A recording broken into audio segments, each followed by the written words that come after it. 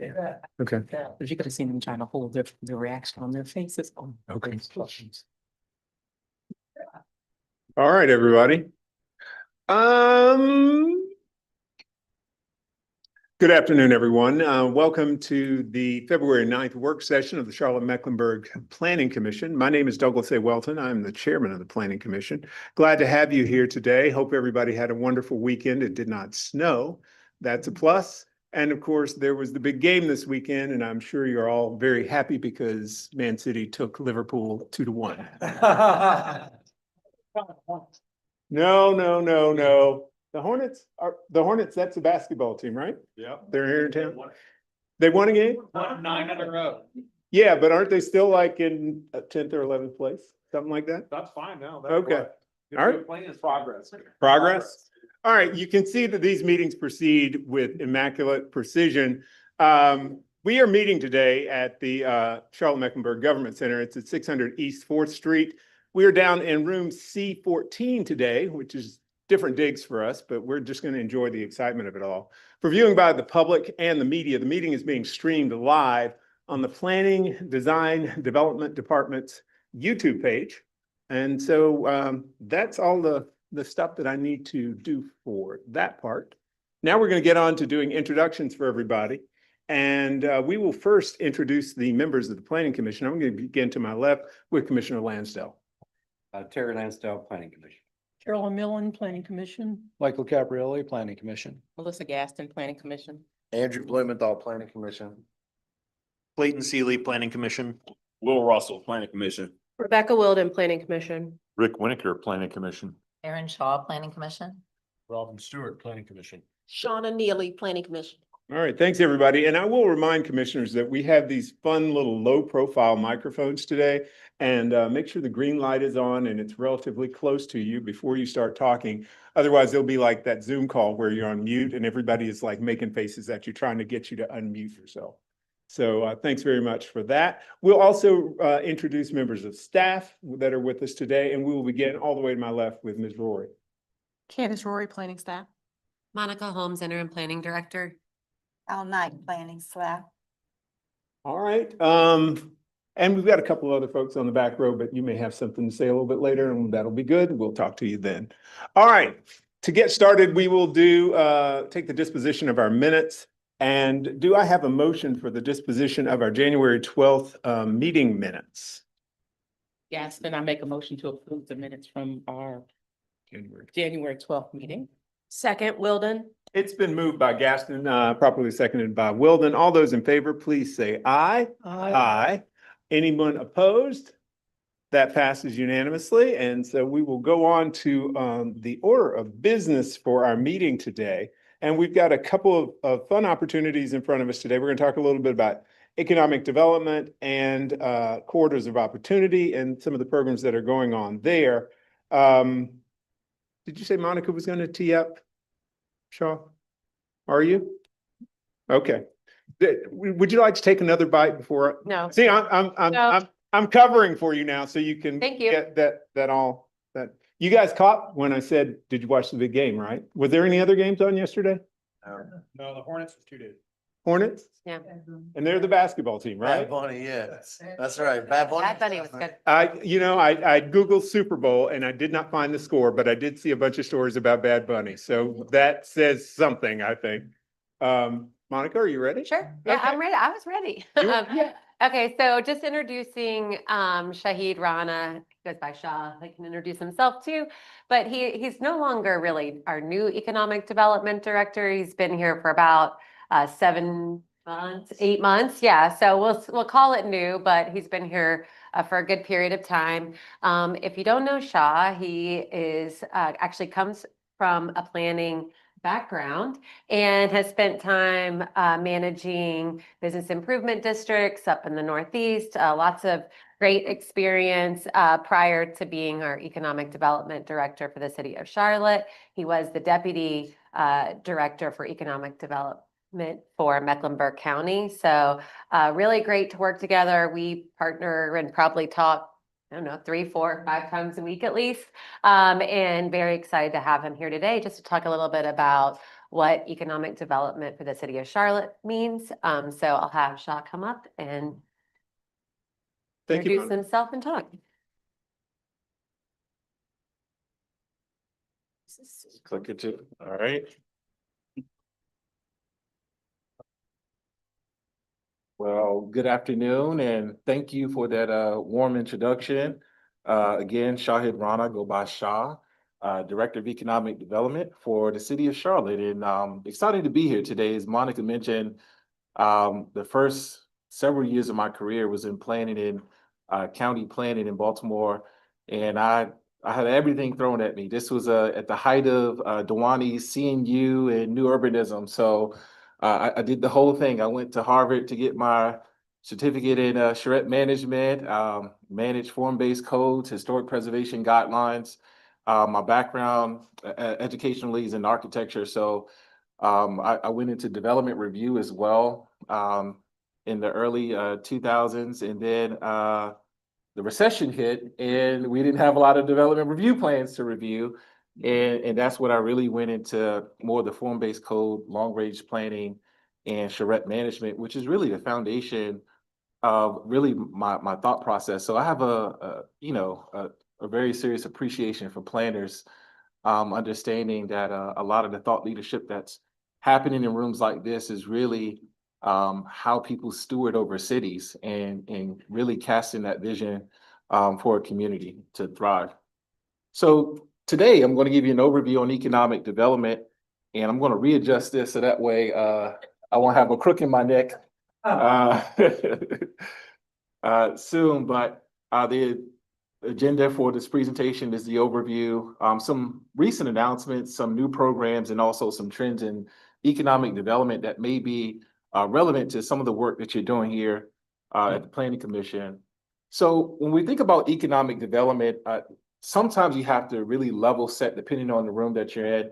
For a lot of people, that means just groundbreakings and ribbon cuttings. For some people, economic development has more of a small business and entrepreneurship connotation to it. But really, there's four main pillars of the work that we do. And it's really to help create a thriving workforce. There's business growth and innovation, which focuses a lot on the business attraction that you see sometimes in the headlines.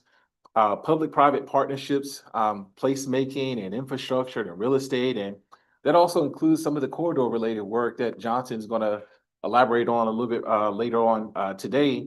And then it's the small business and entrepreneurship. And really, a lot of our work falls within one or a few of these different buckets. Sometimes the work can transfer between some of the pillars, but these are kind of, if I were to synthesize a lot of our work into four core areas, these are the four areas. And how do we operationalize that work? Within our actual department, we have three divisions, so to speak. We're a lean office. So for the amount of work that you actually see and the headlines, the projects, the announcements, we're a very lean team. We're less than 20 people. We're probably about 17 at the moment. And that includes also the administrative staff as well. So when we talk about the divisions, it's a division manager and maybe one or two other people who is doing a lot of this work. Small but mighty team, and you have the business recruitment and talent development. That's where a lot of your business attraction and retention programs will come from. Great Places, which is our public-private partnerships, and also the small business and innovation team. And of course, our vision statement is here. I'm not going to read it verbatim, but one of the things one of the things that I'm really proud of with this office is that we're a full-service economic development office. So there isn't just a focus on big business and corporate relocations. We're not just managing CDBG funding for small business. We really do the full gamut of economic development, fully comprehensive office. And that's one of the things that I'm proud of, especially with some of the subject matter experts that are a part of this office. And really the folks that I had the opportunity to work with for years while I was on the other side of the hallway at the government center working for the county, that really made this job really attractive, is to continue that working relationship with some of the brightest minds I believe that we have in our region when it comes to economic development. So recent announcements, we've had over 15 projects announced in the past calendar year with $424 million in capital investments. and almost 4,000 jobs that were announced, which is amazing when you really think about the year that I've had.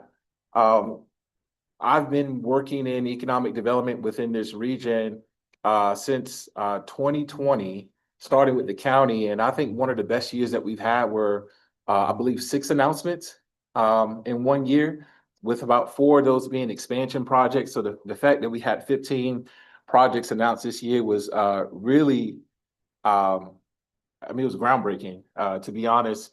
That included some high profile companies and really some of the target industries that we have are with headquarters in advanced manufacturing, technology, financial services, health and life sciences, and also just international firms as well.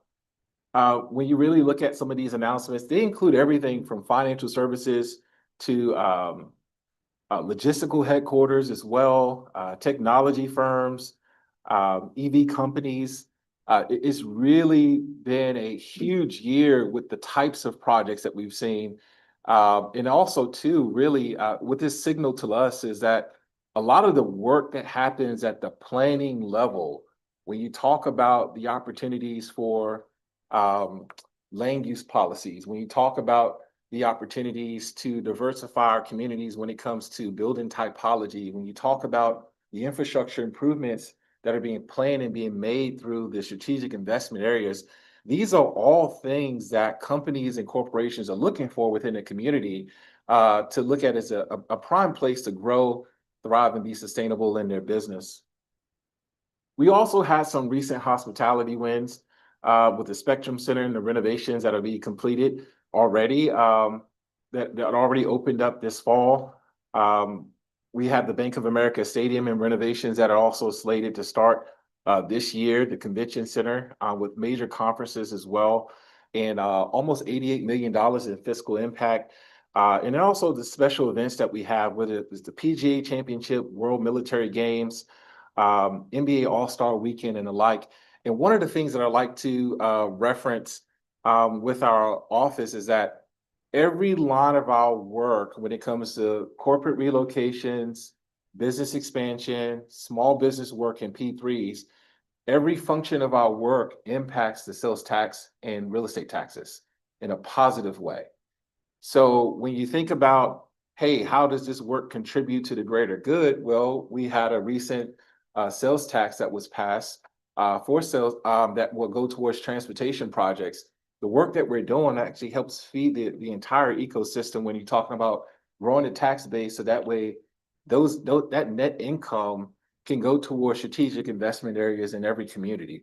So that's one of the things that I like to highlight. Sometimes there's a misconception on the types of programs that we do as an economic development office, but especially for the corporate relocation. So if you hear about SoFi Technologies or Scout Motors, we never offer a grant that exceeds the amount of revenue that we receive from taxes. That's one of our rule of thumbs. We only give a grant based off of the incremental ad valorem tax increase. So if the company does not make an investment, then we don't offer a grant. And if the company is offered a grant but don't perform based off of the performance of the contract, then they don't receive the grant funding. And if a company receives grant funding, then that grant funding never exceeds the amount of tax revenue that the municipality receives in that fiscal year. So we're always net positive when it comes to the grants that we offer. And the grants that we offer are always performance-based. Recent P3 projects, this is probably one of the more exciting ones. Historically, Charlotte has been known as the financial hub of the South, the second largest financial district outside of New York. But also now we have the Pearl, which is the first innovation district, which is open this year. And the inaugural 49 students started school this summer, which is really exciting when you think about the center of excellence of a medical school. The study was put out a few years ago about Charlotte being one of the largest cities in the US without a medical school. And this is really an amazing opportunity to diversify the economy, to really expand upon a lot of the educational opportunities and offerings that we can have here within our community, and also just build off of life sciences on this side of 85. Historically, that's been something that's been associated with the RTP and Research Triangle Park. But there were a few investments that happened over the past few years that really solidified our mark here in Charlotte to really diversify our economy towards health and life sciences. So it's the bringing on of Wake Forest, the expansion that Atrium now Advocate Health has been doing over the last few years. And there's also Eli Lilly and Concord that really made a huge impact on understanding that, hey, life sciences and this type of industry can happen this further south on 85 corridor in North Carolina. So that's really a huge thing for us. And then also too, just the new investment that's happening on this side of town.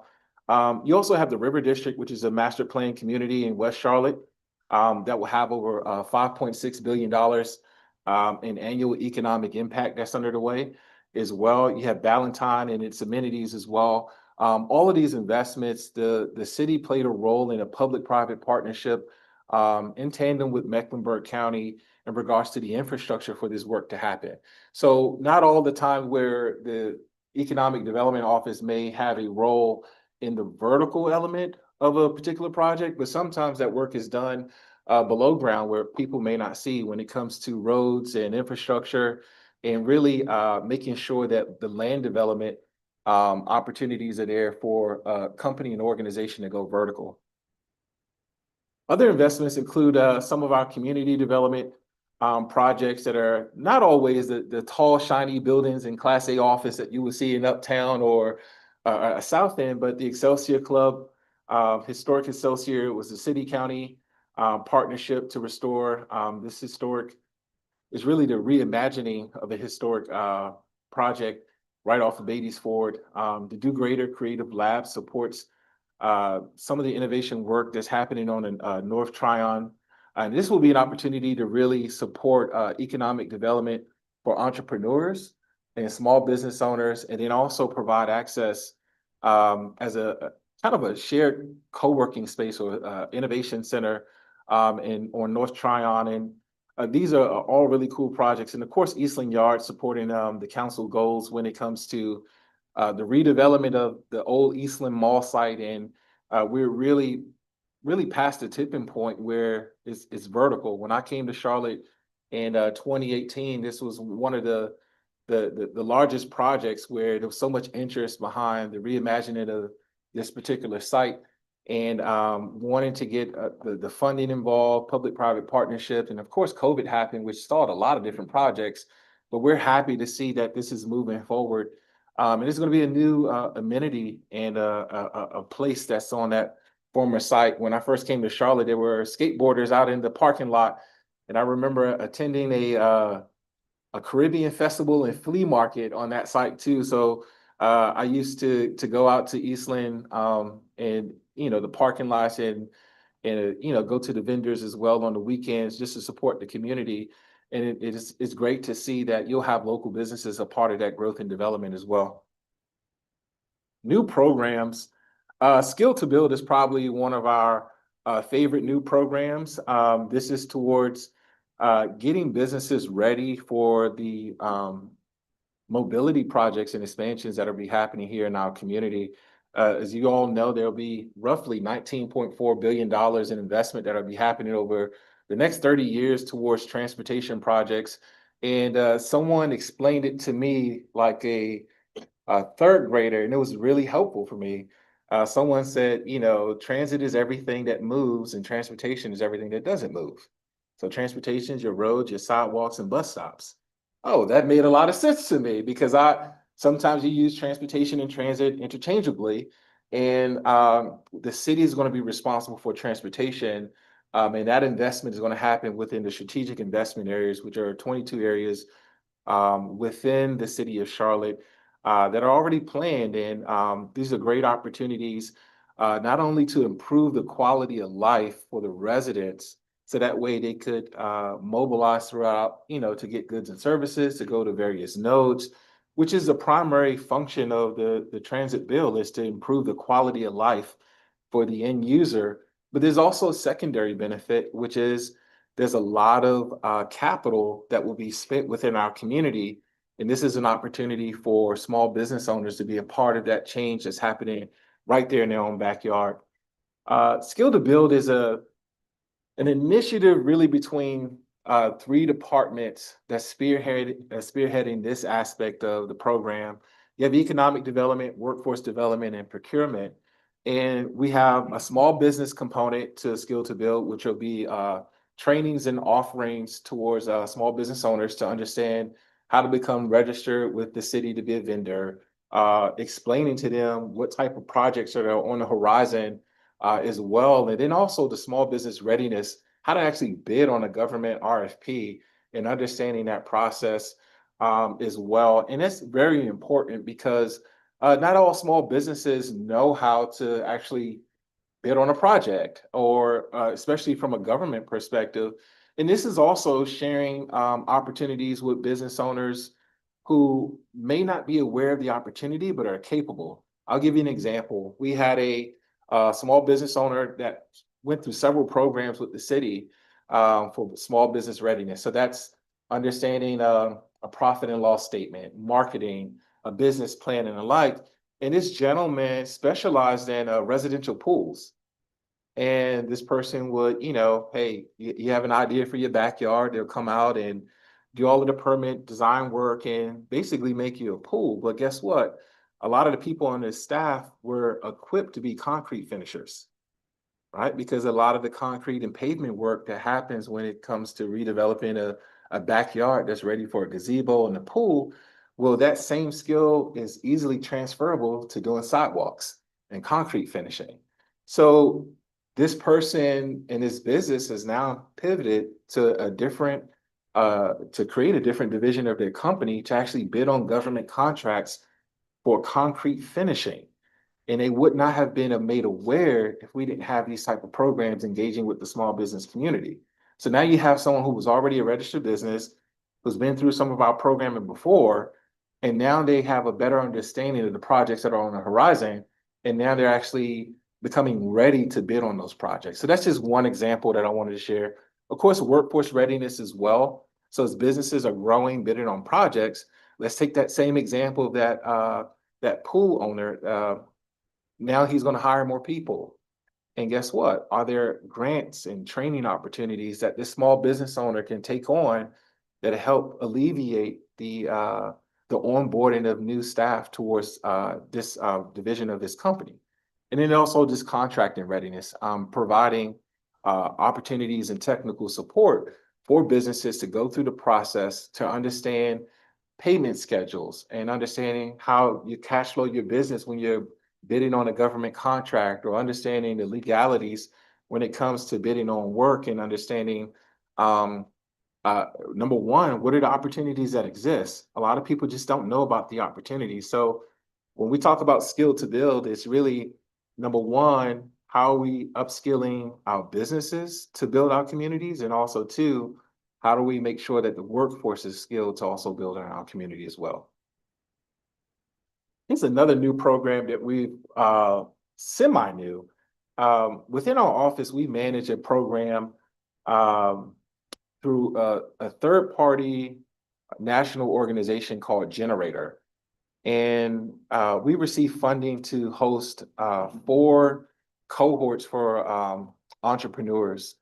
And the first 2, the cohorts are very intimate. So we don't select more than 5 organizations. And they go through a process where they receive individual coaching, mentorship, lunch and learns.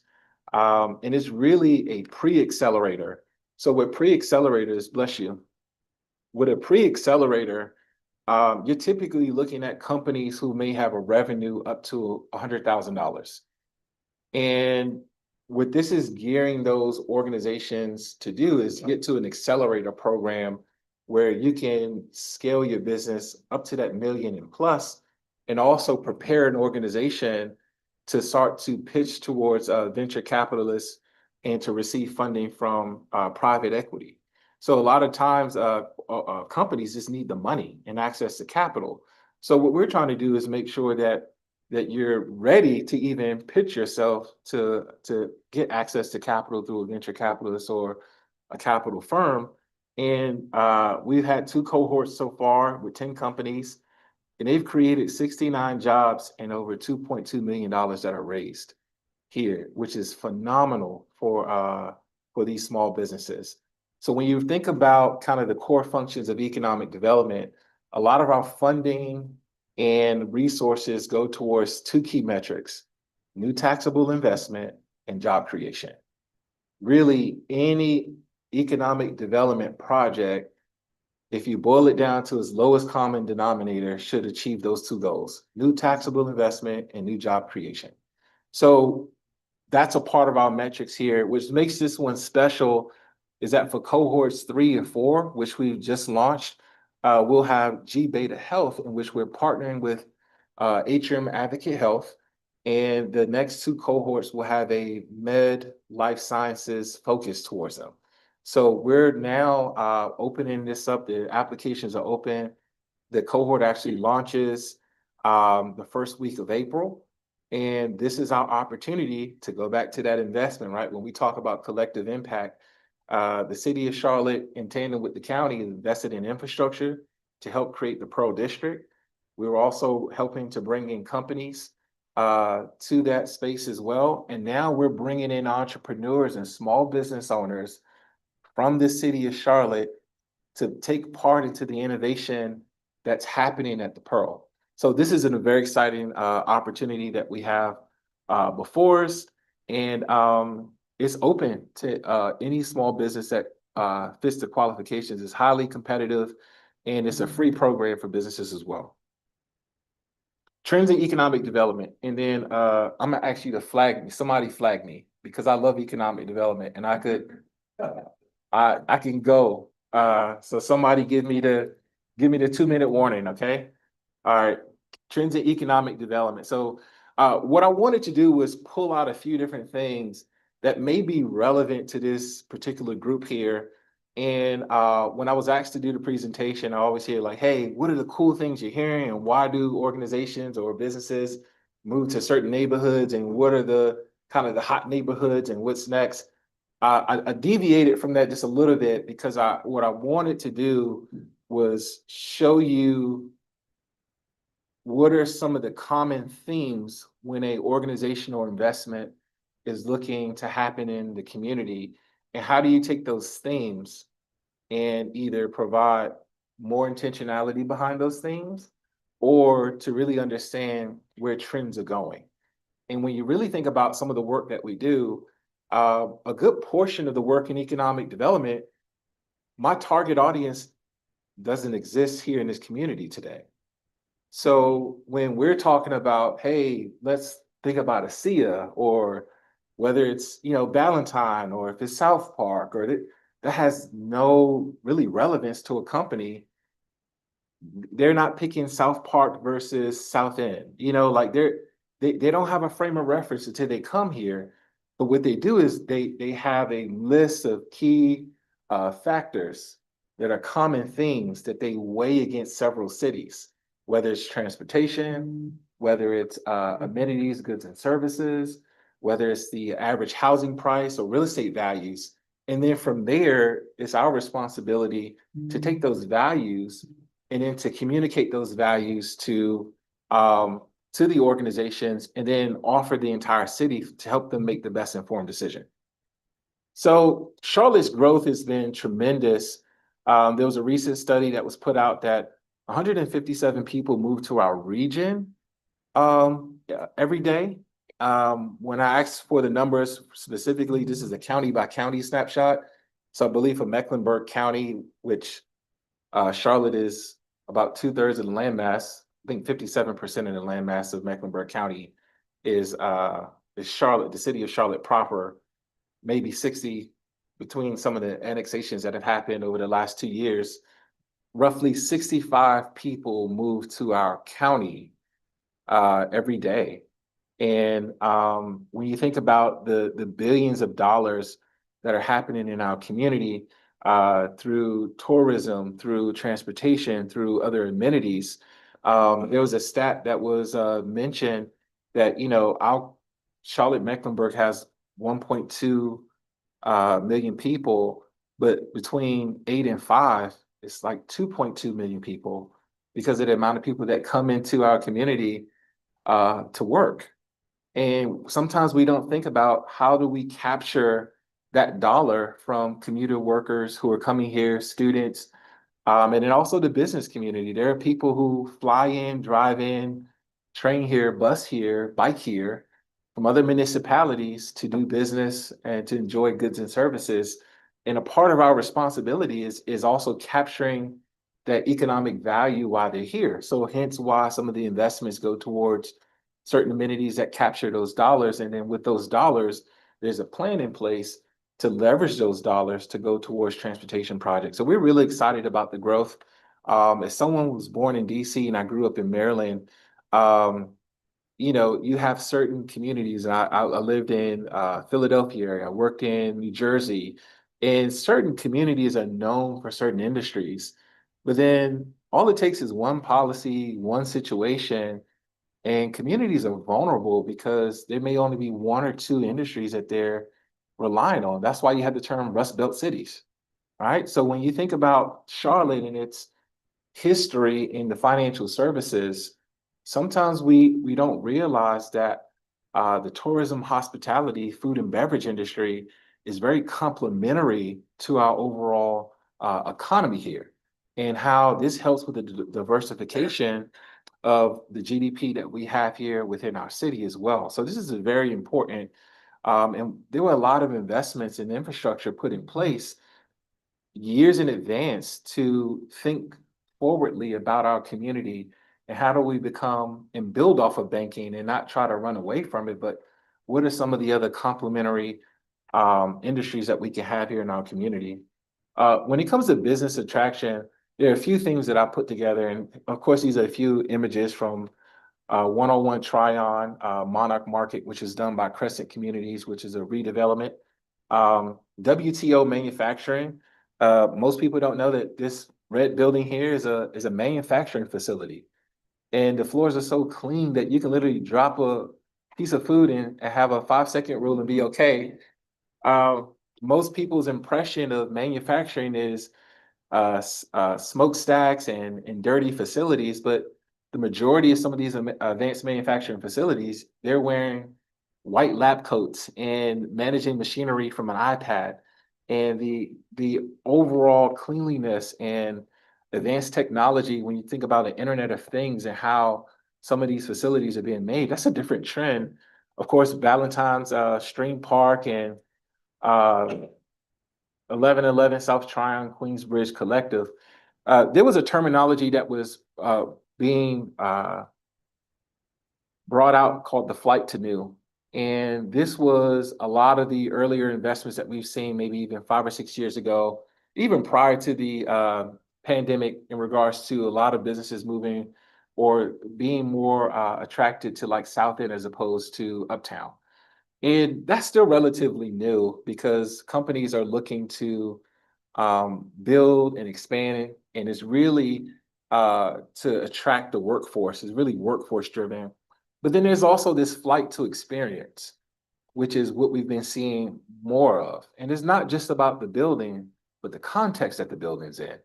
So if someone can live within a block or two from their office, get off from work, go to a restaurant for happy hour, stay within the context of their community, it's about the overall experience. And this is why the amenities and some of the things that we're doing in various parts of our community when it comes to park, bike trails, bringing in small businesses, the work that we're doing on corridors, those things matter when it comes to business attraction.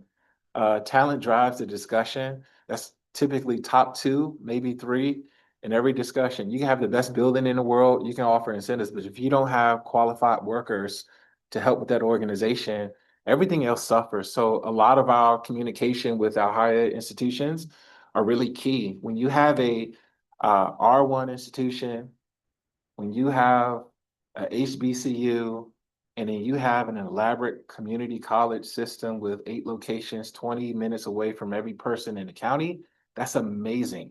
There are not a lot of cities that are above 500,000 people, 500,000 to 1 million people, that have an international airport, that have HBCU colleges, community colleges in the R1 institution right in city proper. That's amazing when you really think about that. So that's a unique selling proposition when we're looking to attract businesses. Of course, there's also the generational differences as well.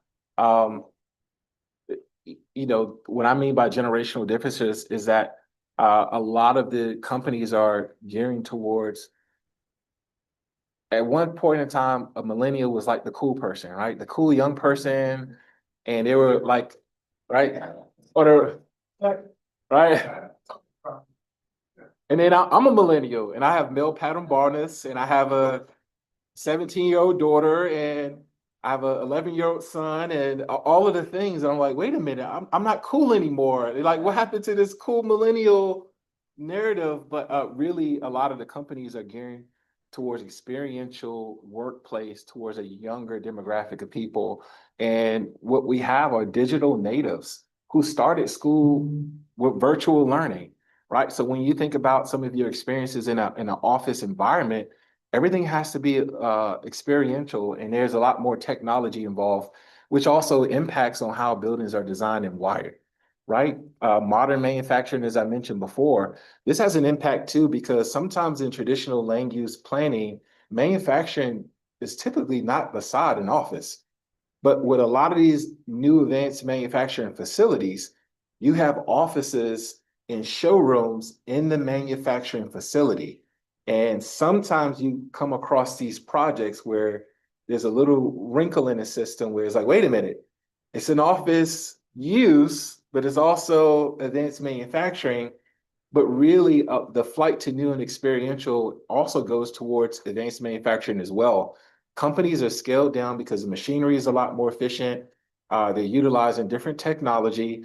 And with that, they're maximizing the floor space, the floor space in their facilities to also be a place to host companies and to have showrooms as well. So when we think about planning and how do we think about uses, this is something to consider. Mobility matters. When we've done studies over some of our most recent projects over the last 10 years, almost 2/3 of the company relocate near a major highway or major artery. So your 77s, 85, 277, 485, 74. When you really think about investments in which companies, especially from the advanced manufacturing standpoint, they almost always locate adjacent to a highway. So when we think about access to jobs and where the workers are as opposed to where the jobs are, mobility and how those workers get to those locations really matter. And then champion communities. What we're seeing is that businesses are moving towards communities that are championed by a municipal service district or a larger developer who's really become the face and voice of that community, where there's someone on the ground who's helping steer the conversation and be a liaison between the private sector and the public sector. Last, I'm gonna go through this really fast. On the community development side, we're seeing a lot of the fruition that came from the opportunity zone developments. You have places like the Flywheel, Passett, Sugar Creek, Third and Urbers, Lower Tuck, Crescent Communities, River District. Opportunity zones are starting to become profitable. And a lot of those projects, because there was a 10-year tax life opportunity for investment to happen, a lot of those projects are reaching that 10-year mark. And it's really at the prime time where that capital was invested early on when it was relatively risky to do so. But because of real estate values going up, now these developers are actually starting to see a little bit more traction in more challenging areas that have been historic. Public-private partnerships are key when it comes to doing this work as well, engaging with Mecklenburg County and the city of Charlotte with local developers is a key deciding factor when the success of these projects are happening. Multimodal and transit-centric as well. You have to have developments that have access to them. Mixed use, which we're seeing a lot more of as well.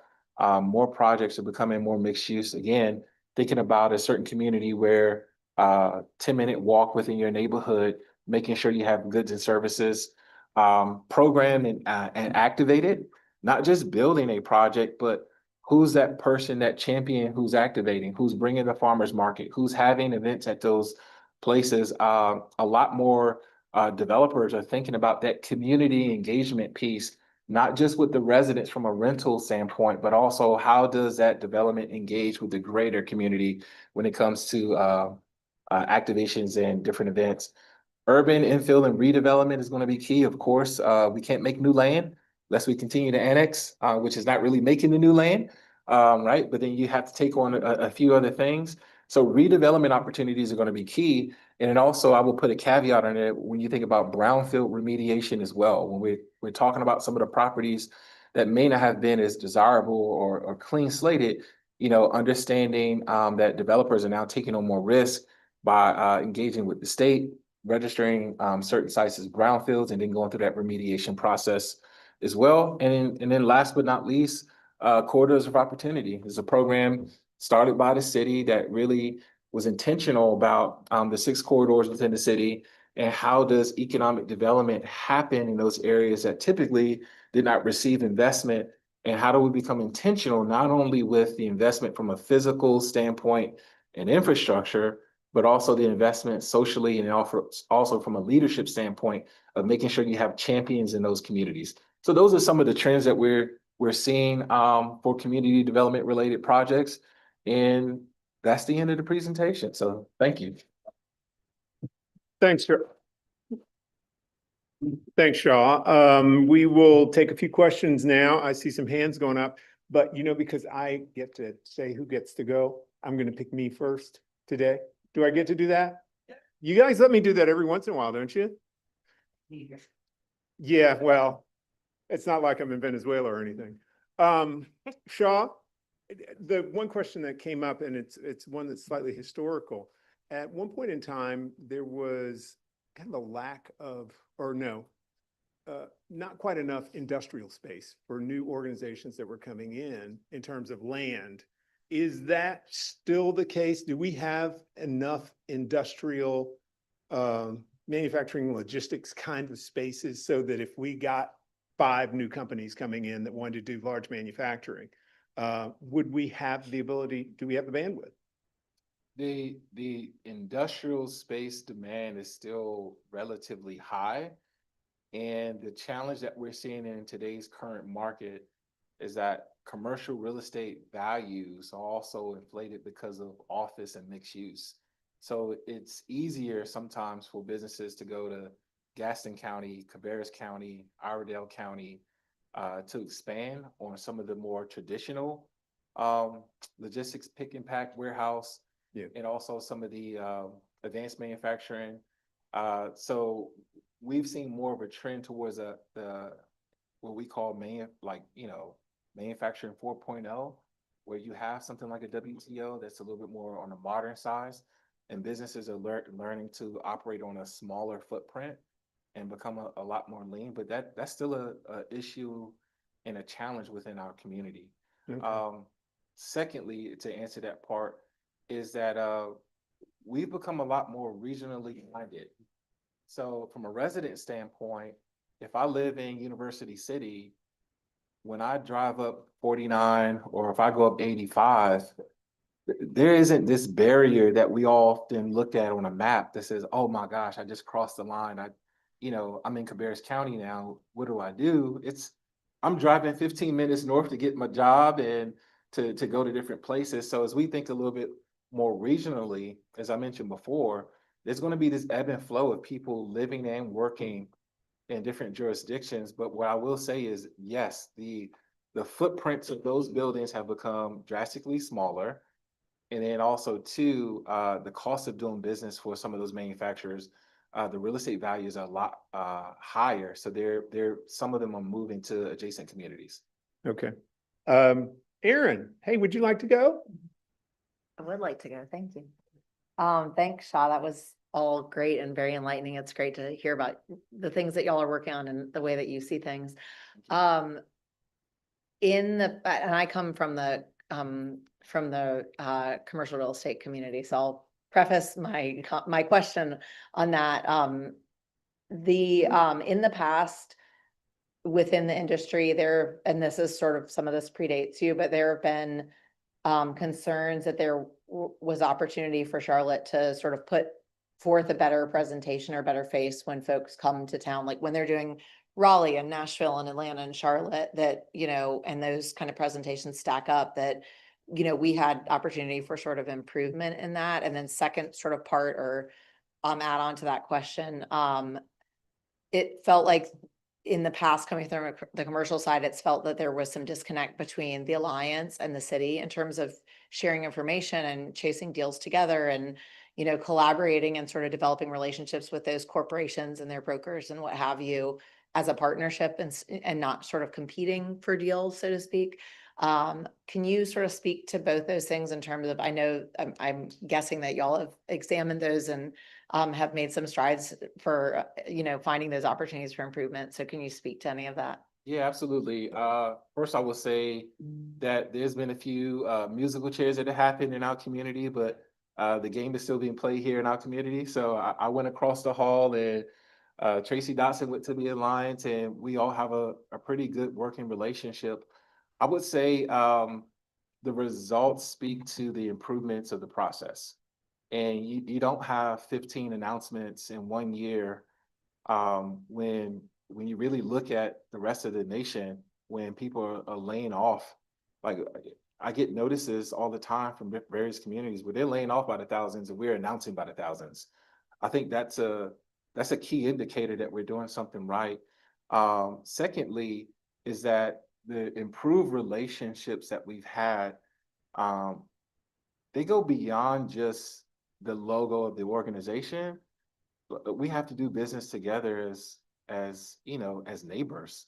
And the relationships that I have with the county, vice versa, and with the folks at the Alliance and also the state, we're doing a lot better when it comes to the communication and coordination of landing these organizations. And as the community shifts and changes, we all have to pivot. And I think the main thing is we have the same end goal. How do we make sure that Charlotte is top of mind for business investment, so that way we have long-term sustainable growth for everyone? And, the communication piece, I can't underscore enough, but we talk, we email, we meet, we have lunch, we have dinner. We're always on the same page to make sure that we do show up well, we do show up coordinated. And when we make a pitch, it's not like a NASCAR car. We have 70 different logos on the car. It's about our community. It's about our region. So we're all singing from the same hymnal now. Some of us may be a little out of tune every once in a while, but we're still singing the same song. That's great. Thank you. To Douglas's earlier question, I would say my experience is there is definitely a shortage of industrial space in Mecklenburg County, and I think that will continue. So I think that relationship continues to be important, because still Gaston County is a win for us over, Wake County. I mean, I think we'd rather see companies coming proximate to Charlotte, and then, maybe they're putting executives or housing or what have you in the city. Yeah, I and a part of that question that I ask is, like you said, where people work and where people live may be two separate things, but how do we make it so that those two places are perhaps proximate to one another, and it makes it okay for them to live here? And as a hater of interstates, I don't want to get on them and drive 5 minutes, but that's me. Other people can deal with that a little bit better than I can. I got Clayton and got anybody? And Terry. All right. I want to start off by saying that today, it was announced that Charlotte is second in the nation for job growth at 37,600 people, just behind New York City, which was like 45,000 people, despite being 7-8 times as large as us. I think that's incredible. But my biggest thing is about how we are producing entrepreneurs in this community, and how we can lift them up by putting a sharp focus on not just affordable housing, but affordable commercial space. Can you talk to how you guys approach that? In general, I know that at Eastland, I'm not going to use the word subsidize. I just feel like that. How we brought affordable commercial space to Eastland for 6 lucky businesses, but not how can we expand that throughout the city? I appreciate the question. That's a challenge. It's a challenge because of how we're structured as a government. and how we could disperse funding and the types of activities that we can do. And some of the precedents that were utilized in Eastland, there's the practitioner aspect of, hey, let's develop a plan where there's market rate opportunities, but the leases were performance-based, right? So maybe the per square foot a month may be lower on paper, but then once a threshold of income is received, then the company makes that up. So that was one of the opportunities that we have here. But then there's also the overall receptivity of what we did and the precedent and how we could move within policy. You give me some money, I'll make it happen, right? We have so many opportunities to do what we can do, but as we're still a government agency, and we have to be very careful in managing the expectations of leadership and our stakeholders on the types of activities that we can do. And this was just one, but number one, our partnership with Wexford Labs at Atrium, that was very intentional about having generator G-Beta's cohort at that facility, because there's office space and a place for a business owner to grow into there. And then the intentionality with us working with local real estate developers to understand office vacancy and how there could be subleases. So that's something that we're working on, but it really comes down to access to capital. And really, how do we make sure on the business side, there are programs and there's access to capital, and that the business community understands and feels comfortable with making that investment. So that's what we do. We help set the atmosphere for investment to feel comfortable. And then on the other side, when it comes to physical space, that's a new area that we have to be intentional about. In previous communities that I've been a part of, your eds and meds are you're typically your first folks in. So spaces at universities and hospitals and places like you had UNC, the Portal, and the CoLab here in Uptown as well. Those are kind of great starts and precedents. But to build upon that, it just requires the capital. I think we have the right people in place, and really the vision is there, and it's an opportunity to grow and really cultivate that entrepreneurial ecosystem, because it's going to be big. We're not necessarily seen as a city with a strong small business entrepreneurial ecosystem, but it's there, and I think that's the next iteration on how we're moving as a city when it comes to economic development.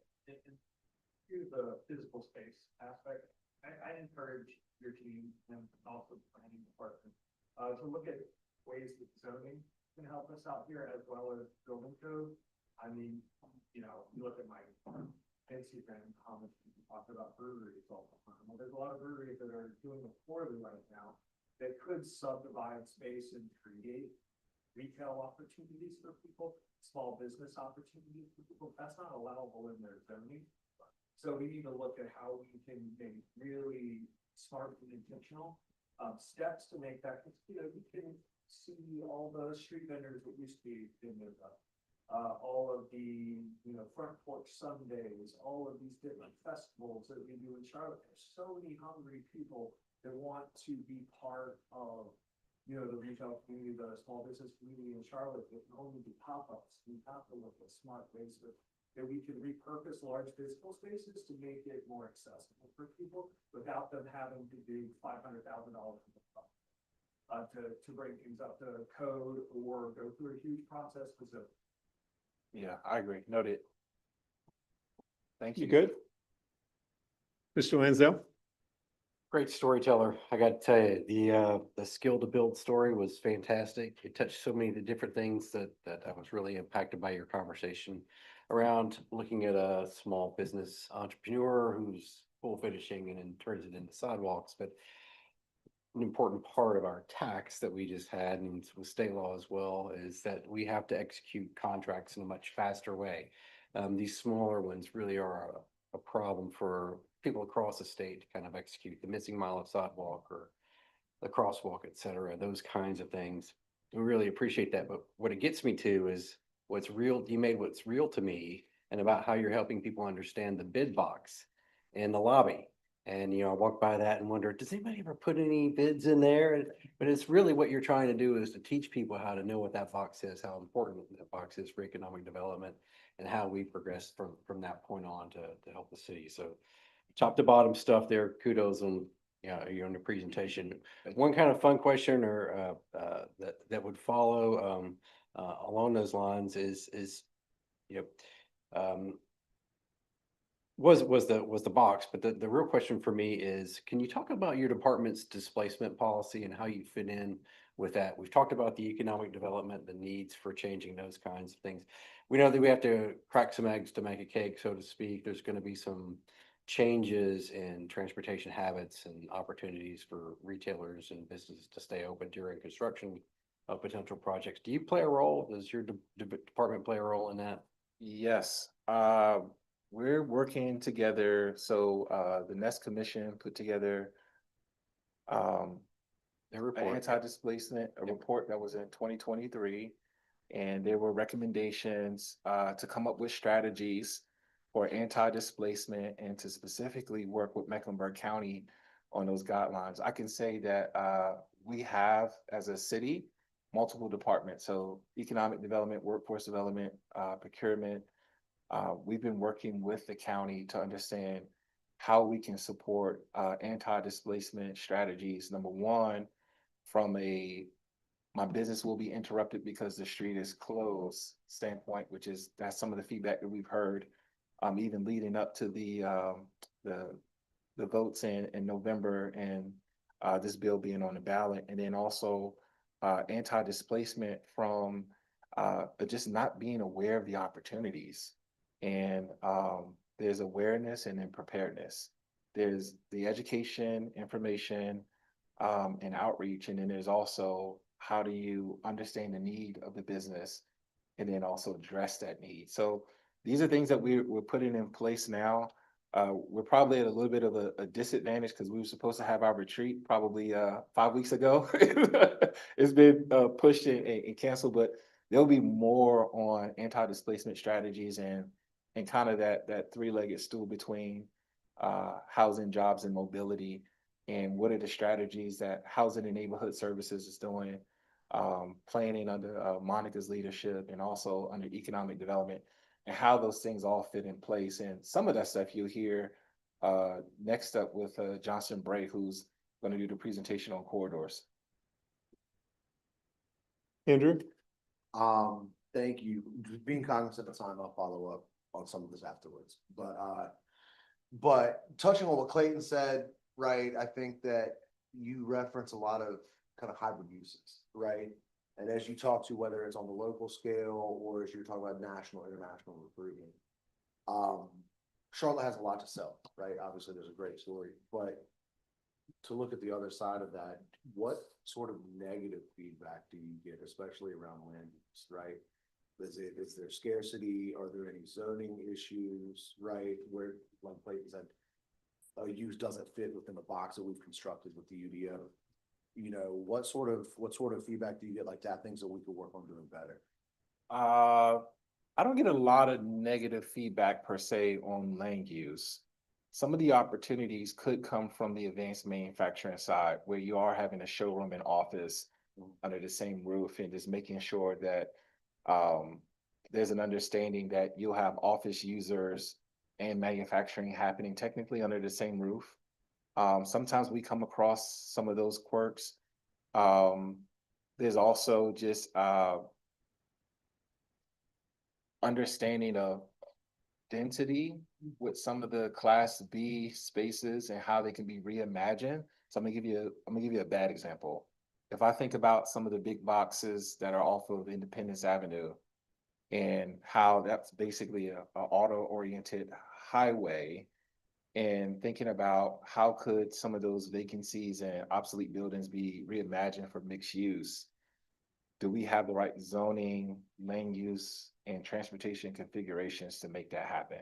So some people are looking at the opportunity to deploy capital, but this is why the strategic investment areas are going to be key, because in order for you to go vertical, you have to have that traffic plan, that how do you access a site down first and making sure that that's understanding the end user in mind.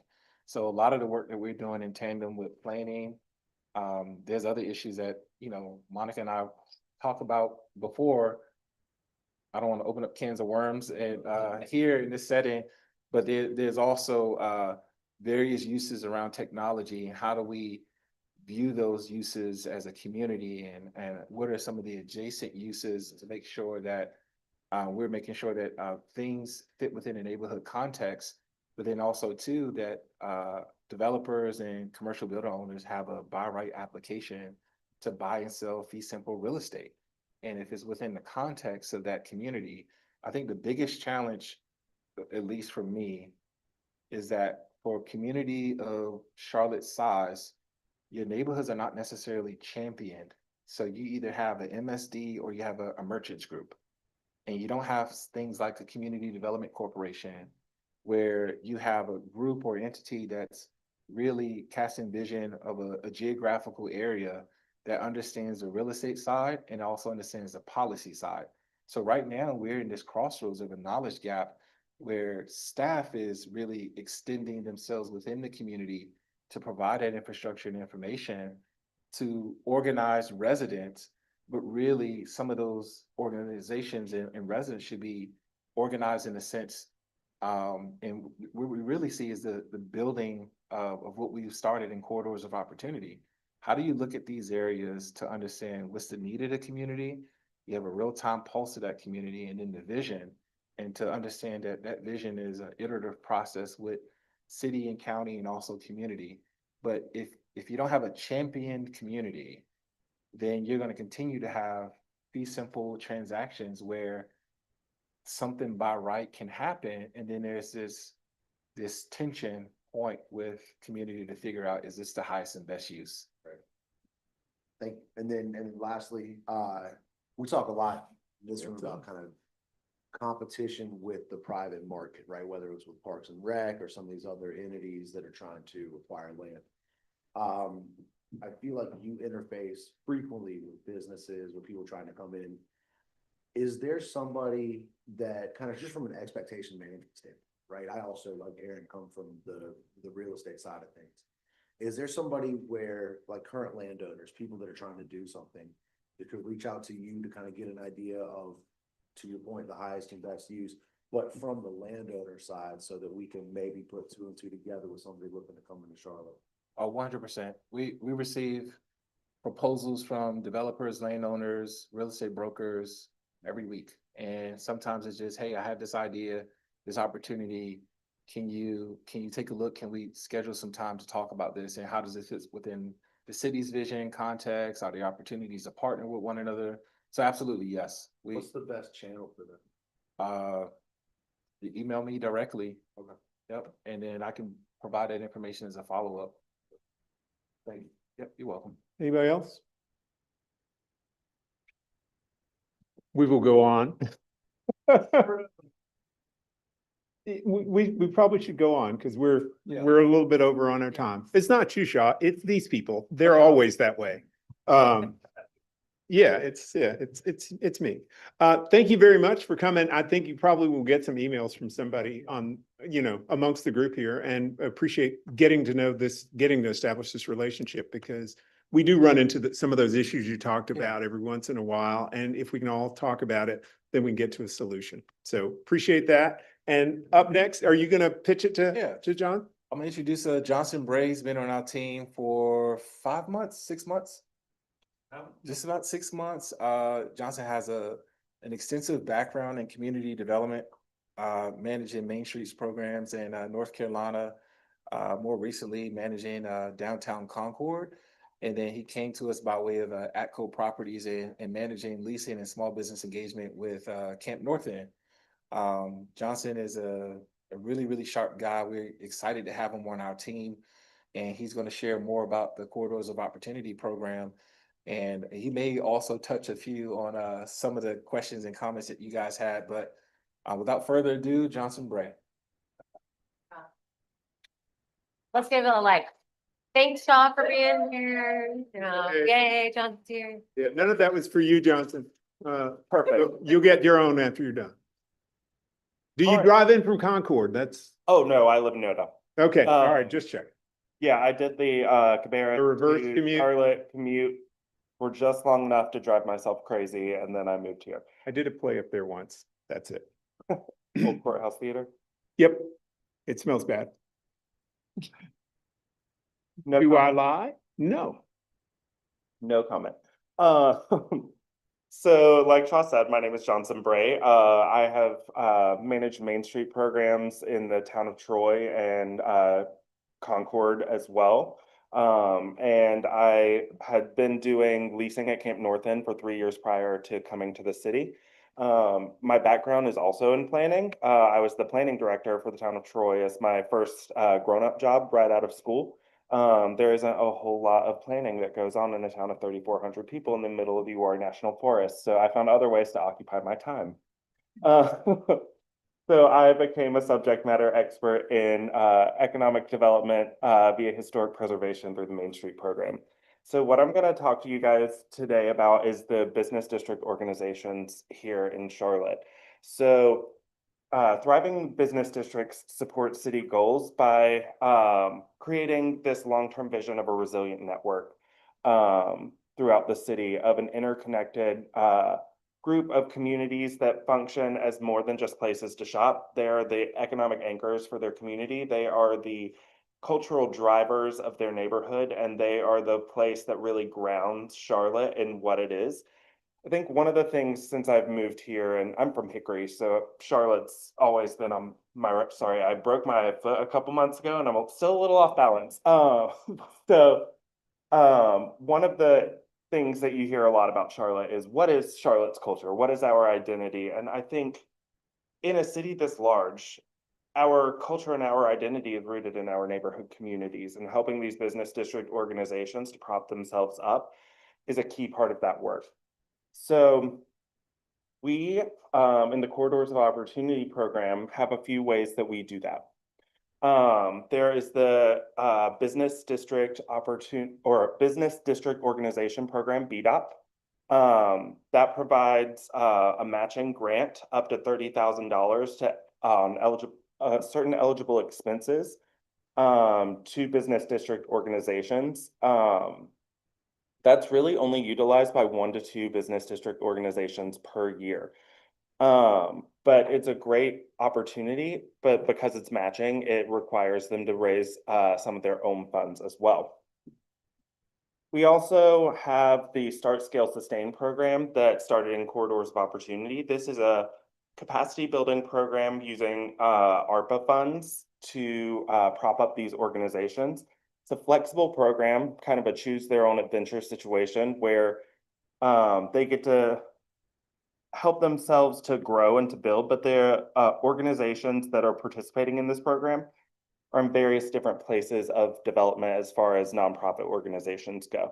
So you have some that are very well established with paid staffers, and you have some that are really volunteer run organizations. And so part of what we're doing in Corridors is making sure that we're level setting and bringing everyone to a place where they feel able to execute their work as business district organizations in their various neighborhoods. We hear a lot about municipal service districts doing this kind of work. And a lot of people ask, well, why isn't this business district a municipal service district as well? It takes some capacity to deal with the kind of tax representation that MSD has, and to utilize that kind of budget. A volunteer organization is not necessarily ready to wield MSD funds. As someone who used to run an MSD, I was 26, I thought I knew everything, I didn't. And so I think it's important to build capacity before throwing these people into a situation where they aren't necessarily successful. All right, so in building out this network throughout Corridors, we have created this interconnected web throughout the city, where we are placing our investments in the people and place-based initiatives around the city. These are aligned with the Corridors mission and vision. They're helping us to implement workforce and business development programs. It's important to realize that these folks are economic development professionals working on the ground level. So these are the people that are out here in the community, really knocking on doors of businesses, taking the pulse of the entrepreneurial community, and helping to build up their neighbors and grow the community as well. This network can be leveraged for more important impact. The Corridors Network can be utilized to push out city messaging as well, and make sure that these business district organizations are aligned with city policy. And it's also important for them to connect with one another, to have a unified network where they can learn and grow from what other organizations are doing. A lot of times, business district organizations have a tendency to feel like they have to work in a silo because they assume that if they're working in Sugar Creek, maybe someone down on West Boulevard is going to try to compete with them. But it's important to realize that they can raise each other up. They can help support one another. And that's what building a network is for. So the idea, in 2023, the city of Charlotte approved 1 million in federal American Rescue Plan Act dollars to be used towards this capacity building program. We put a call out and we had 5 organizations respond in the corridors of opportunity. There are 6 corridors. We have 5 organizations participating in the Start, Scale, Sustain program. They are required to spend the remainder of their funds by the end of this calendar year. So we are working with them to make sure that they're building their program out as this funding starts to sunset. However, we are actively working on a solution to carry these organizations forward.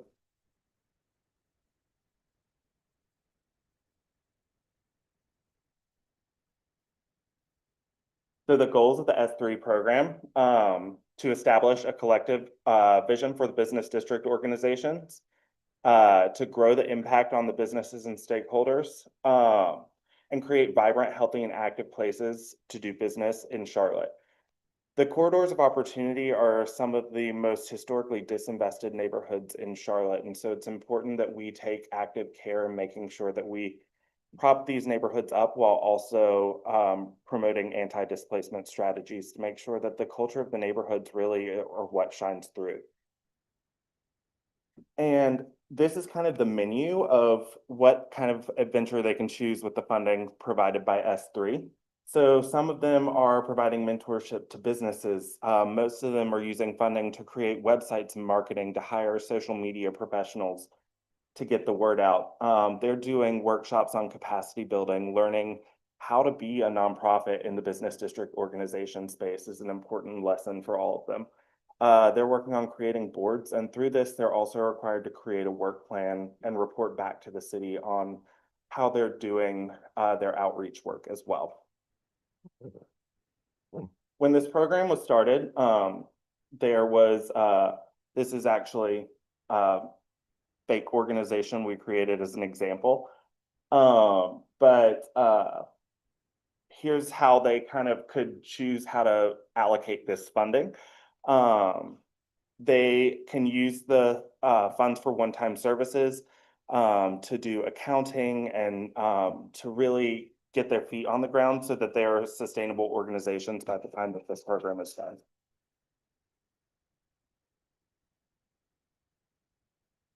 So here's what their success plan looks like. And it's important when looking at these numbers to realize there are some organizations that are over a very, very large area.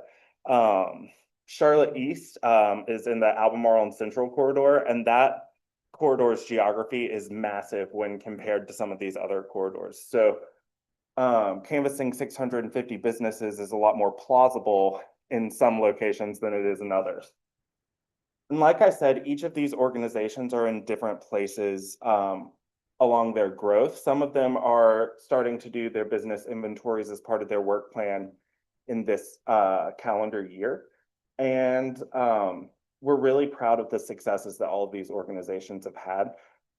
They've all come a very long way, and it's really important to prop these guys up and really show what they've done for Charlotte, because like I said, a lot of them are volunteers. This is not their full-time job. This is something they're doing in their free time in order to make their home a better place to be. So what are our anticipated outcomes? Despite some of the challenges along the way, all 5 organizations are on track to complete their work plan activities by the end of the year. They self-report these metrics to us that we showed in the previous slide. And as part of our continuing program, we will add new metrics and standards and help them to develop further work plans to continue. 3 of these 5 organizations are participating in the Breaking Barriers to Business program, which is a partnership between Living Cities and the National Main Street Center. And so as part of that, these organizations are also creating work plans. We are participating in this program along with the 3 organizations. So we attend these workshops together with Main Street and Living Cities. And are building the capacity out ourselves in order to help these organizations. All right, so I've told you where we are. Now, here's where we're looking at going. So my previous experience is in Main Street. The National Main Street Center has participant programs that are larger cities. In North Carolina, the North Carolina Main Street program is located in the Rural Planning Division of the Department of Commerce. So they are a partner for us, but not a solution for the city of Charlotte. In order to benefit these businesses with the Trademark Main Street platform, we would need to create our own coordinating program here within the city of Charlotte. Main Street America has existed since 1980. It's a grassroots economic development program rooted in historic preservation at its core. And they have a trademarked approach of community transformation using 4 pillars that they call the 4-point approach. So design is that creative placemaking aspect. Promotion is showing what makes the district unique. Organization is building that sustainable organizational capacity. A lot of what we've been already doing with the S3 and B3 organizations, and all roads lead to economic vitality, which is cultivating that strong entrepreneurial ecosystem rooted in the neighborhood's culture. Let me move this microphone away from my pages. So what is the purpose of doing something like this? It would unite these districts with a framework and a central organization that would help them to move through the process. It would allow the city to access data tracking on a scale that we don't currently have in these kind of neighborhoods. But this program also expands beyond the corridors of opportunity and would allow other neighborhoods who are interested in participating to come along the ride with us. And so it's an excellent opportunity to really build that city-wide network of small business leaders, and it helps to build stakeholders in the community and a direct pipeline for business recruitment and retention.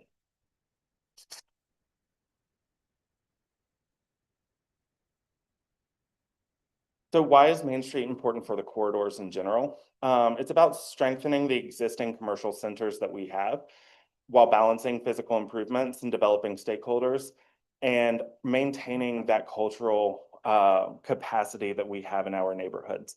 It's important to understand what makes things like Sugar Creek in the North End important and what is their cultural component to the city of Charlotte. And we don't want to get rid of what makes our city unique and the different community stakeholders that have been building our city since its founding.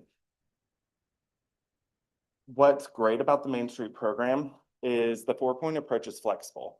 Concord's the largest city in the North Carolina Main Street program with a population of 105,000, where when I started out my career in Main Street, there were only 3,400 people in the town of Troy. So like if you can take this approach and use it in a town that sits in the middle of the Uwharrie National Forest that is known for its Bigfoot sightings, and use the same approach in a town like Concord, which is mostly known for NASCAR and being a Charlotte suburb and having a giant mall, you can really take the approach anywhere So it can be adapted in the historic West End as easily as it could be adapted in the North End or Noda or Providence Road. So from S3 to Charlotte Main Street, S3 brought these business districts together. It's helping them to develop the initial program. But as the S3 dollars start to sunset, we want to make sure that these businesses have the opportunity to succeed in the future. Main Street is a long-term structure meant to promote sustainability for these business district organizations. There's a funding component to it that would allow these organizations to continue operating and to help them operate at a higher level. Main Street promotes closer ties between the commercial districts and the city while tracking important performance metrics. And it's also a network that can be greatly utilized as we roll out major infrastructure improvements throughout Charlotte. These are the people who will help us communicate directly with the businesses and the community residents as we expand the light rail, as there are road improvements and road closings. And we all remember how difficult it was during the last light rail expansion just to get around Charlotte. So getting the word out is going to be extremely important. The economic impact of Main Street is really interesting.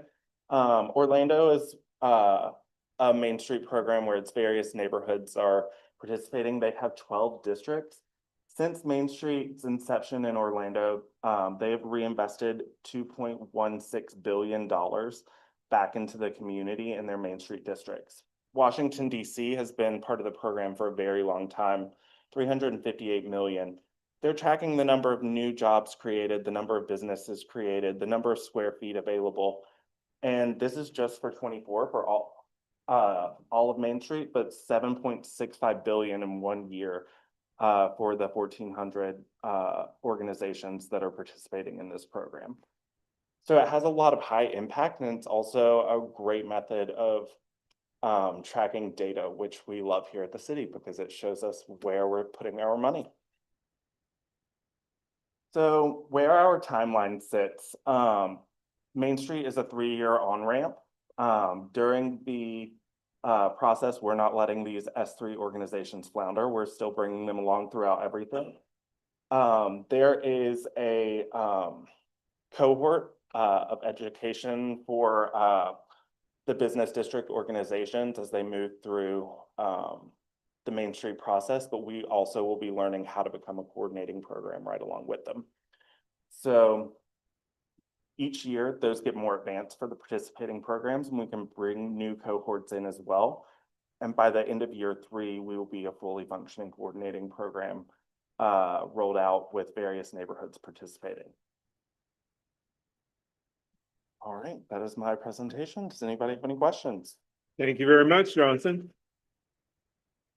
And I will say that we had Greg from Charlotte East here last month, and I've been on calls with Greg most of the time this year. Carolyn's always on the call, and the work that they've been doing there, I envy. I wish everybody's neighborhood would do that because they do have that little cool map, and it's got all the businesses and that service providers and things of that nature. And so if you can do this for the whole city, you will get an A for the day. I would love it. Does anybody have any questions? Clayton, do you have a question? I mean, I will say you answered some of the questions that I had previously, so that's great. And I think this is a great step in the right direction. As a previous leader of a neighborhood that sat halfway into corridors of opportunity, but could not really harness that, which is Noda. I think this is a strong opportunity specifically for neighborhoods like that have bones. I think bones is the most important thing for creating economic development opportunities for small businesses in Charlotte. So I don't have any questions, just comments. Thanks for bringing this as an opportunity to the city. I think it's really important. No problem. It's good to see you as always. Carolyn. Thank you for all the information. How many dollars are left in in the ARPO funds currently? I don't have an exact number of how much has been allocated to, or how much are remaining in each of the business district organizations at this time. I can get you that number and Isn't that a fund? I mean, it's not unlimited, doesn't it have a sunset? Yeah, it has a- Explain what exactly, if you explain what you're trying to get at, I might be able to I'm answer trying- your I guess question. because my understanding is ARPA is more some federal funding and dollars like that, so. Yeah, I'm the assuming it has some type of sunset. Yeah, So the once it expiration sunsets- is end of this fiscal year. Okay, so once ARPA funds sunset, where is the future funding? What bucket of money out of our city You want me budget to? coming from? corridors and cap funding will be how we allocate the money for this future program. So we have some money set aside in corridors for this very thing, and then the community area plans have funding as well. We've been trying for several years to get exact numbers of when Quarters Opportunity first started, there was this bucket of money. And since then, we've been trying to find out for each 5 of the opportunity quarters, how much is, set aside for each quarter. Because we haven't really seen anything where you can physically tangible see. Yeah, we released some items to the media as part of the MREI stuff that had all those buckets labeled and all the programs and a bunch of spreadsheets. That was maybe like 3 months ago. I'm probably gonna sit down with Councilmember Maswera Arias. It's kind of, and have a conversation about like, what are the things you want to know and to what level of detail, so we can make sure that we're providing clarity. It's been funded over like 6 budget cycles with split funding between infrastructure and PAYGO dollars, which have different purposes. So we just need to understand exactly what are the things you want to know, and then how can we provide that information? So that's kind of ongoing. Okay, because there's, again, the transparency and the more perception that the public has. Perception's 99%, and if you can get the transparent numbers and what questions have been out there answered, I think a lot of these programs will be more successful because people will get involved and go, okay, I'm gonna back this. And the other thing, has Main Street actually been around for quite a few years in the Beatties Ford Road area? Yes, so unofficially, Beatties Ford is not an official Main Street community, but Jatanya uses the practices from Main Street and has been implementing them in the Beatties Ford area to some success. And so she's really kind of our gold star student who we can hold up to everybody and show, this works. Jatanya has been proving that it works here in Charlotte for a number of years. And I think it's important to have kind of that pilot program. She's been working hand in hand with National Main Street as an unofficial Main Street program. Thank you, appreciate it. You're welcome. Everybody good? One more. So you've got these 5 programs, 5 organizations going now, Yes. and you got there's like a 3-year timeline. When will you have 6 organizations? So they are not going to be required to join the Main Street program. So when we have 6 organizations, is up to them. One of the things that in order to participate in the program, they will need an active nonprofit with an executive director and that sort of thing. So it really depends on the neighborhood capacity in order to do that. So we would love it if all 6 corridors had a Main Street organization plus more from around the Charlotte community, not just focused in North Charlotte, but South Charlotte, West Charlotte, East Charlotte. We would love it if everybody came along for the ride. We love it. All right, thank you very much, John. This is your applause. Thank you. All righty, folks. Monica, you got something you want to chat about? Yeah, a couple things. And Candace actually, late in the game, sent a slide that she's going to pull up that has some of the details. But while we're getting there, a couple things. First of all, so at the zoning meeting on Monday will be the hearing for the text amendment. So you will see that. I know you got a presentation on it in brief overview last month in January, but you'll see that at zoning committee this month. And then second, on February 19th, we have a really exciting event at the Urban Design Center for coffee and conversations, where Ellen Dunham Jones will be here. If you don't know who she is, she's kind of a planning rock star. She wrote a book on retrofitting suburbia and is one of the leaders in the Congress for New Urbanism around how to retrofit all of our suburban growth and development to be more walkable and mixed use. So that is at 9 a.m. on the 19th at the Urban Design Center. It's almost full. So yeah, I think it's close to full. So if you can't get in, let me know. I might know Okay. somebody who could help you get a seat. And then the last thing is that I just want to remind all of you who you thus far have been really wonderful stewards of our community area planning and trying to get it across the finish line. In case you didn't know, I think most of you do. You got the digital toolkit. But these are some of the things that are ongoing right now. We have an online survey, which is very important. The online survey has in it potential policies to be added, not just to the 7 deferred plans, but to all the area plans. So we're really trying to understand what are the things that people value when it comes to neighborhoods, protecting neighborhoods. So mainly what we're talking about is the light yellow, the N1 neighborhoods on the map. And people may have differing opinions, which is fine.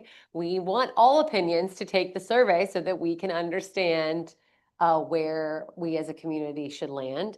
And then also the other main topic is environmental impacts and how we could reduce environmental impacts, mostly talking about either potential land uses that have environmental impacts, and then how close those types of land uses are to residential, where we should kind of restrict more manufacturing and logistics as it gets closer to residential or not. So please take that survey, share it with all your followers, friends, activists, etc. And then we will actually talk about the same things that are in the survey. We will discuss in person, as well as we'll have meeting information on all 7 of the unadopted area plans. So we'll have like a 12-foot long table with graphics, with everything to cover in those area plans, as well as the survey in physical form at those meetings. The 12th and 19th are in person. The 12th is at West Charlotte. That's in 2 days. And then the 19th is at University City United Methodist Church. That is on the 19th. We have a virtual one that will, as closely as possible, mimic the in-person ones for 1 hour on the 17th. And then we are ongoing, just so you all know, going to many neighborhood meetings, attending we've had 2 town halls in the past week that Kathy's presented at. Catherine was at a couple of meetings over the past couple of weeks, doing both a roadshow for those that have adopted area plans, a hybrid for those that don't have adopted area plans, where she's been getting engagement and feedback. And then we've been having one-on-one meetings with several communities that have very specific issues. So again, if you know people, I know Carolyn's hosting a meeting on February 26th that for specifically the East Side, that'll include that information. But I will say, we are happy to do any neighborhood meeting. We're happy to have all the conversations anybody wants to have. The 12th and 19th, specifically the in-person ones, is a one-stop shop. We will have 15 to 20 staff members there. We will have dinner served. We will have a full engagement of all the area plans. And so we are putting a ton of resources into that and really asking that even if you have your own neighborhood meeting, if you're very passionate about community area plans, please still attend one of these 2, because it will be the most kind of extensive way to see what's happening across all 7, and then have conversations with people who may be from a different area that you are, and you may have common themes or things you want to talk about. And we'll have, we have CDOT that will be there. Planning staff will obviously be there. We have sustainability staff that'll be there, corridor staff that'll be there. So it's a more robust experience in those two meetings, because that's where we're putting a lot of resources. So any questions on all those things? I'm happy to answer. Those are kind of the big three things going on right now in planning. She said food, people. Yeah, It's gonna be good food too, because it's from the corridors. So they're both located in corridors. So it's gonna be hot, good food. This is not box sandwiches here. okay. The 12th and the 19th. 12th and the 19th. Yeah, the 12th and the 19th. For those of you who want to do this virtual, you'll just have to order Yeah, DoorDash. yeah. The virtual lunch will not include food delivered to your home. Okay? Yeah. Yeah, I'm going to the 12th, and hopefully somebody else is going to go to the 19th. I'm sure Melissa's going to go to the 19th, but if you can find time, go out and grab one of these. That would be great. And just if you have people, just keep encouraging people if they have feedback, comments. Basically the story of community area plans is we made a plan for the city. Different geographies are unique, and we need to refine those plans for those geographies. And that is the story that you need to tell people, and let us get on to telling it. All righty then. It's time for us to take a listen to what people have been doing over the last month. And I'm going to start with Commissioner Lansdale. No updates this month. Okay. Just city council meetings Yeah. and Charlotte East nonprofit monthly meeting. Down in the Steel Creek area, I had my, I guess we'll use another term, groupies, which Douglas got to meet with the county commissioners, and they all got the surveys. I told them respond to it, and they all asked me, hey, you told us that they were gonna recognize the ETJ, the Southwest ones. I don't know if they've been updated or not. There's still nothing in there about that. Yeah, so if you go into all the adopted changes, all of those things, yes, are included in the adopted changes.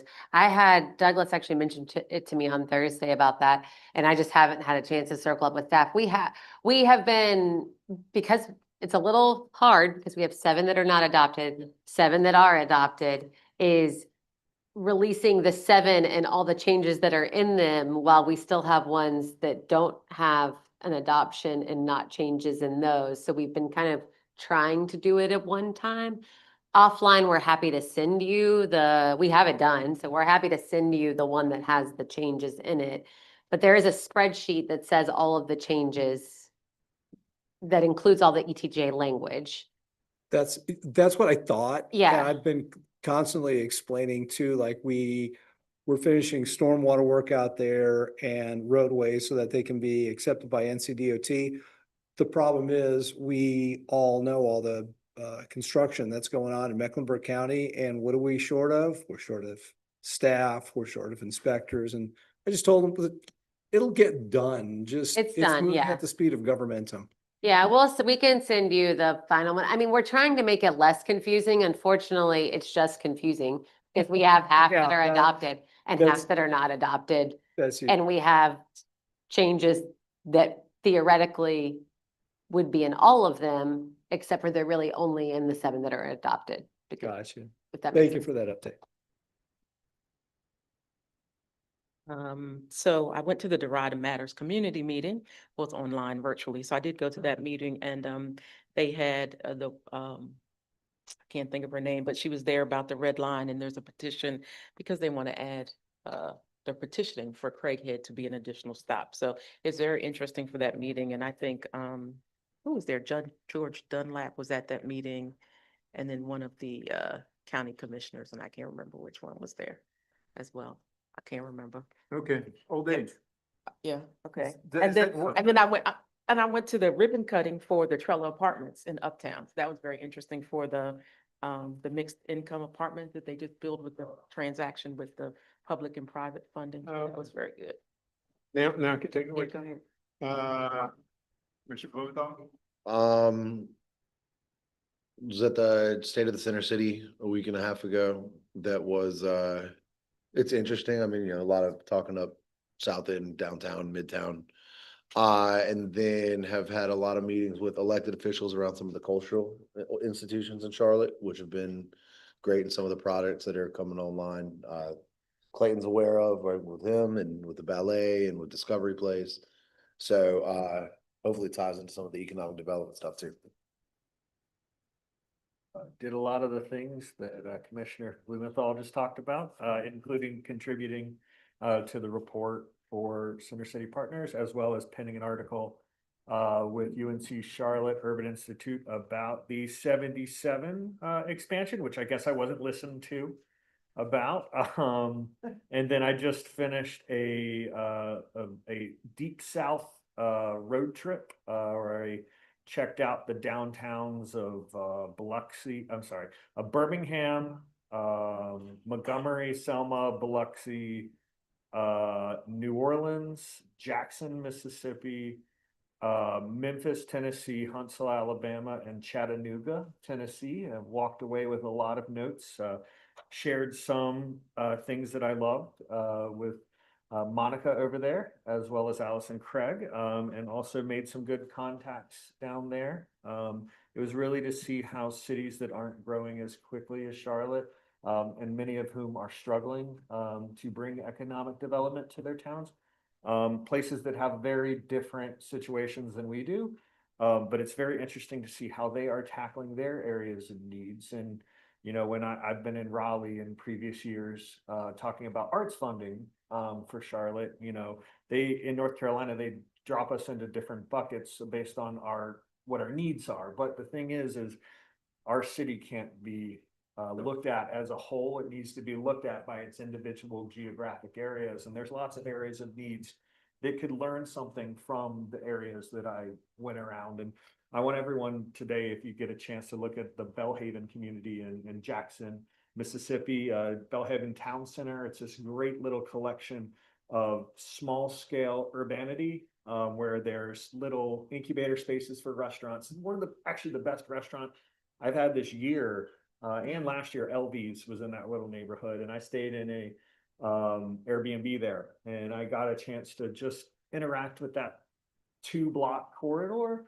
And I saw that as such a great opportunity for places in Charlotte along the west side and on East Charlotte, where we could bring small businesses together and make sure people are living in a very low impact urban area and show what success looks like in Charlotte. And so that walked away with a lot of different inspirations from that very long trip. And now I need to get my car serviced.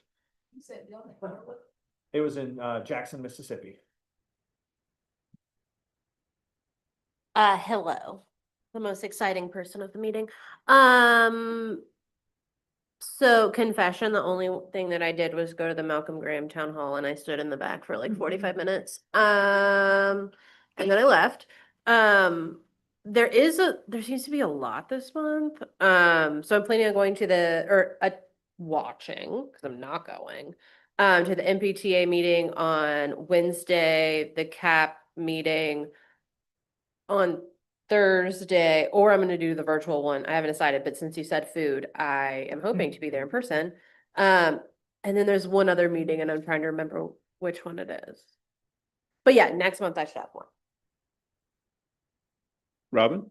I also attended the Malcolm Graham Town Hall. I did leave a little bit early. I missed the fireworks at the end, which sounds like it was exciting. They knew you were out of the building. Yep. And I just signed up for the coffee conversation, so there are spots left, unless I just took the last spot on the 19th. All right.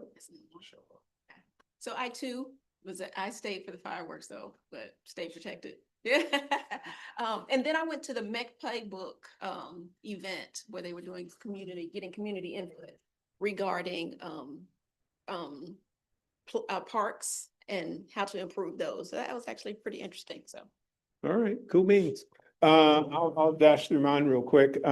Charlotte East meeting. I was the person on the CRTPO call when they presented their 20 55 plan for review. And I saw Malcolm say Cartpo, Candace, and I thought of you. South Charlotte Partners had a meeting where they talked about, they brought in their electeds, so I went down there and got on the top of a building.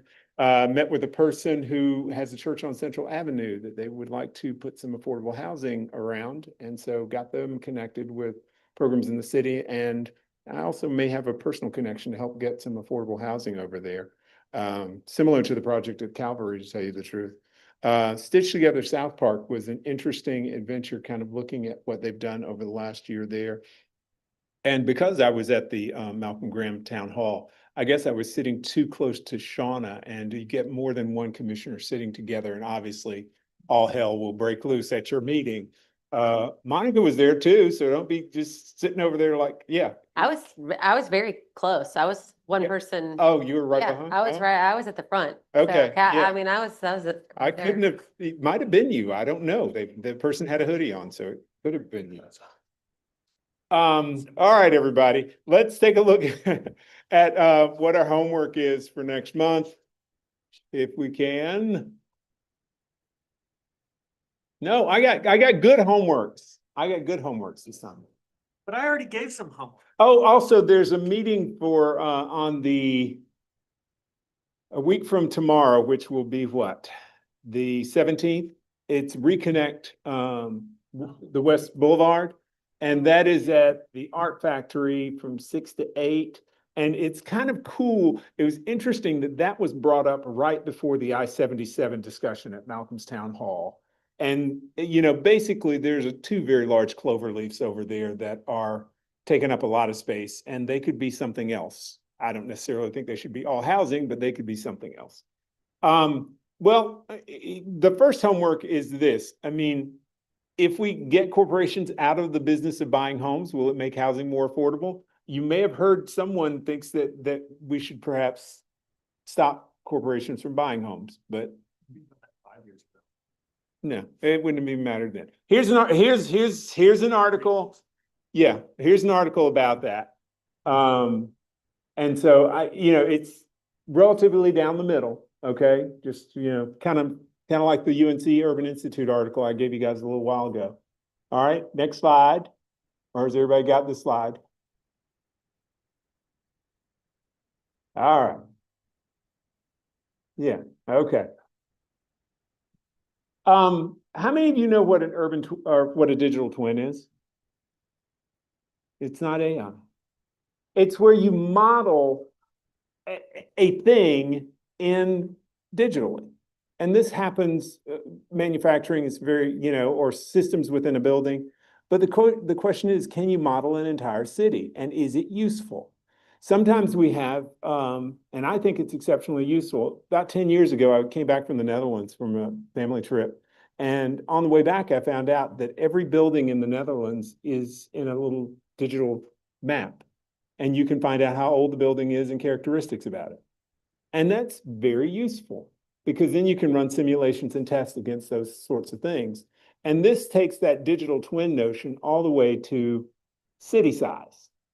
And what can be very useful about this is every time somebody has a conversation and says, oh, if we put this building over here, it's going to cause traffic to do this, that, or the other, then you can simulate it in the digital twin as opposed to on the road and get some kind of feedback.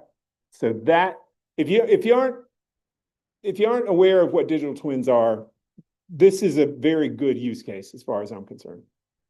All right. Next slide.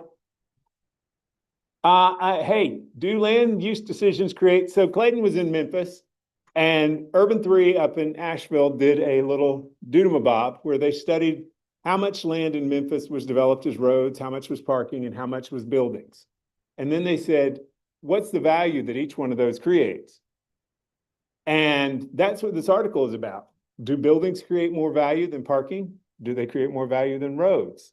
And you'll see that from the Memphis results, roads cost you 81 cents for every acre that you build, I think that's, or square foot. Whereas buildings provide $45 and some change of value per square foot.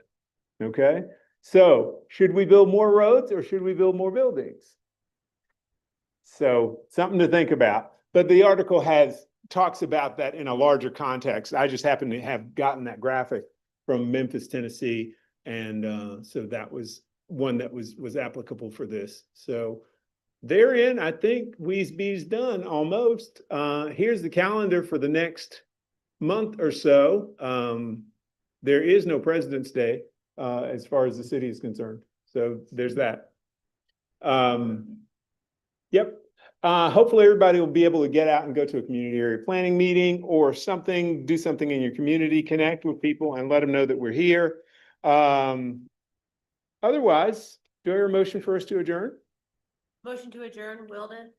Okay. All right, that motion has been made and it's time for us to get on out of here. Stick a fork in it. We are done. Thank you, everybody. Becca, can I tell you how much I appreciate? Like. Yeah, I know. Yep.